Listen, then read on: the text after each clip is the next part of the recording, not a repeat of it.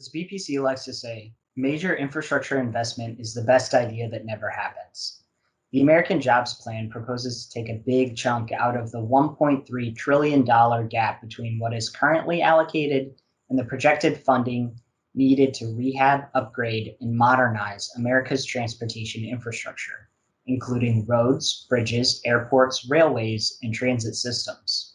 About 571 billion of the $2.3 trillion worth of spending proposed by the American Jobs Plan is dedicated to transportation.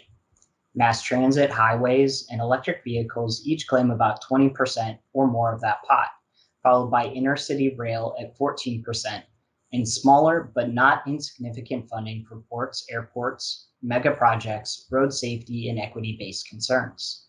This spending is intended to be on top of the current baseline, or current spending levels projected out and adjusted for inflation.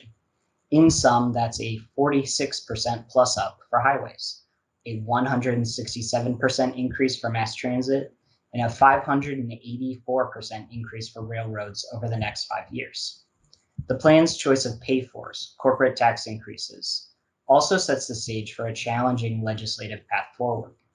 GOP lawmakers have made it clear that they have little to no appetite for new taxes, and they're making it equally clear that they will not approve of anything that significantly adds to the deficit. That doesn't leave much room in the equation for bipartisan infrastructure legislation. In addition, the focus on corporate tax increases is at odds with user pay principles that underlie current infrastructure programs.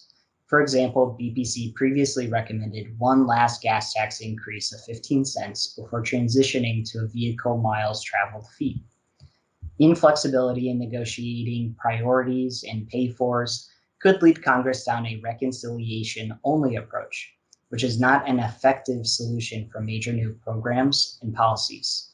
While it would enable a 50-vote path to increase spending, Democrats still need a statute, a multi-year surface transportation reauthorization bill, to establish the policy mechanisms to effectively direct the money.